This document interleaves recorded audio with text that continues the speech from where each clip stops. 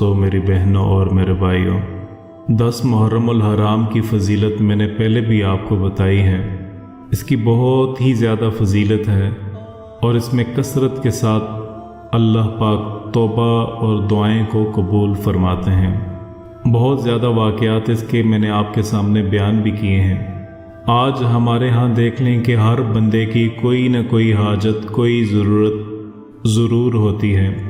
कोई न कोई मुश्किल में बंदा फंसा होता है और उसके लिए दुआएं भी करता रहता है, वो कोशिशें भी करता है, अल्लाह वालों से, नेक बंदों से वो दुआएं भी करवाता है कि आप मेरे लिए दुआ करें कि मेरा फ़लाँ मसला हल हो जाए, मेरी फ़लाँ मुश्किल, फ़लाँ परेशानी दूर हो जाए, फ़लाँ मेरा मामला हल हो और मुझे कामयाबी नसीब हो जाए। तो हर बंदा खुद भी दुआएं करता है, नेक लोगों से भी दुआएं करवाता है।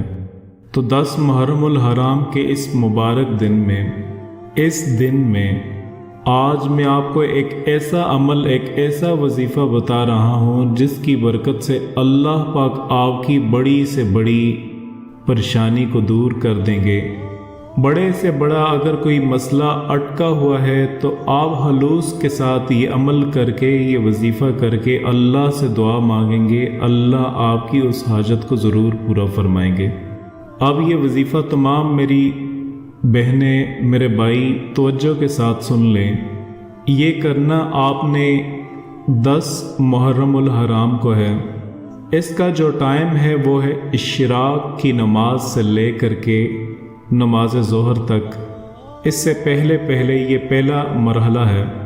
और दूसरा मरहला ये है कि ज़ोहर की नमाज अदा कर लेने के बाद असर की नमाज अदा करने से पहले पहले इन दोनों औकात में आप इस अमल को कर सकते हैं।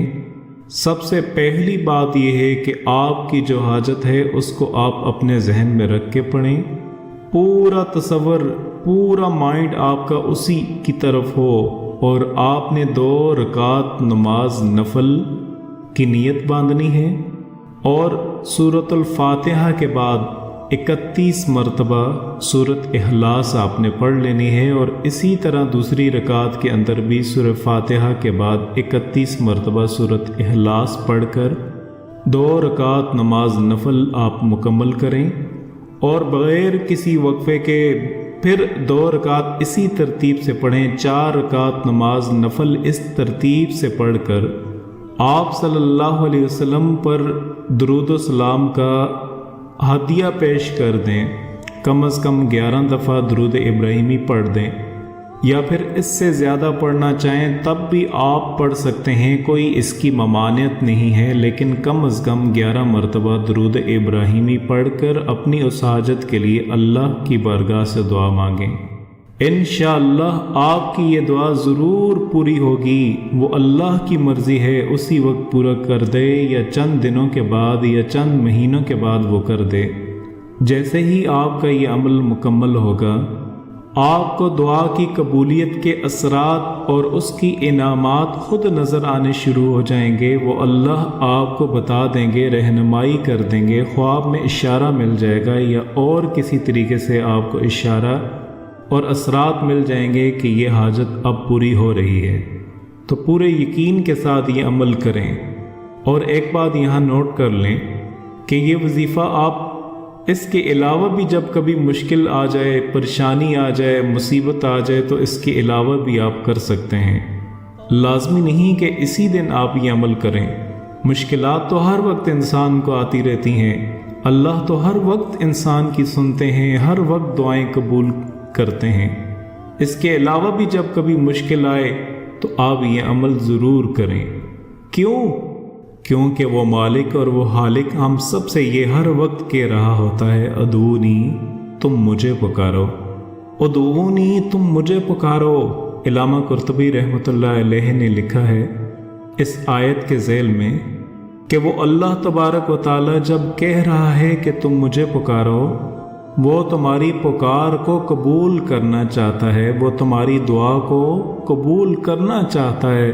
तब ही तो तुम्हें वो हर वक्त कह रहा है कि तुम मुझे पुकारो। मालूम ये हुआ कि जब बंदा अल्लाह के सामने हाथ फैलाता है, हाथ उठाता है, अल्लाह तबारक व तआला के हुक्म को पूरा कर रहा है।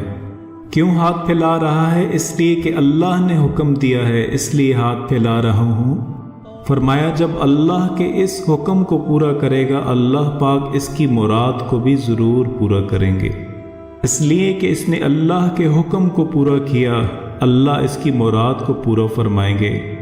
और हदीस पाक में आता है, इलामा कुर्तुबी रहमतुल्लाह अलैह ने इस हदीस को भी नकल फरमाया और तफसीर रूहुल बयान के अंदर भी ये हदीस मज़कूर है कि मन तलबनी वजदनी, जो आदमी मुझे तलब करेगा, अल्लाह पाक ने इरशाद फरमाया जो बंदा मुझे तलब करेगा, वजदनी, वो मुझे पा लेगा, वो मुझे पा लेगा।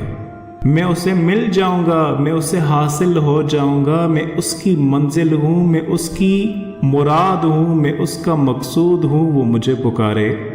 अल्लाह तबारक व तआला ने इस तरह से इस उम्मत को खिताब फरमाया है।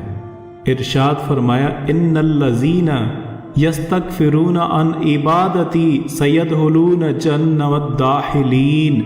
सुन लो वो लोग जो यस्तगफिरूना अन इबादती, अपने अल्लाह को नहीं पुकारते, अल्लाह के सामने हाथ नहीं फैलाते, ये तकब्बुराना अमल है, उनका ये अमल किबर वाला अमल है।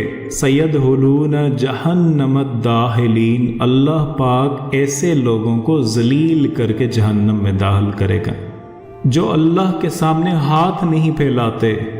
हज़रत अनस रज़ियल्लाहु ताला अन्हु की रवायत है कि रसूल अकरम सल्लल्लाहु अलैहि वसल्लम ने इरशाद फरमाया, देखो तुम्हें ये चाहिए कि तुम अपने रब के हुक्म को पुकारो, उससे दुआएं मांगो। इरशाद फरमाया कि अपनी छोटी हाजत भी, अपनी बड़ी हाजत भी अपने अल्लाह के सामने ज़ाहिर करो। हत्ता कि आप सल्लल्लाहु अलैहि वसल्लम ने ये इरशाद फरमाया कि तुम में से अगर किसी आदमी के जूते का तस्मा भी टूट जाए तो भी अल्लाह से मांगो। आप अंदाज़ा कीजिए कि इतने छोटे से अमल से भी ये बताया गया कि अल्लाह से मांगो।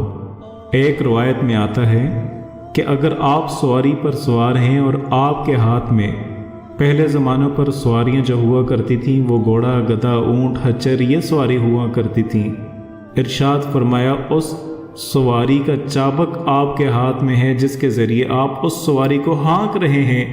अगर वो आपके हाथ से गिर जाए, जब भी अल्लाह पाक से मांगोगे, ये अल्लाह ये मेरे हाथ में आ जाए, इसके लिए कोई बंदोबस्त पैदा फरमा दे।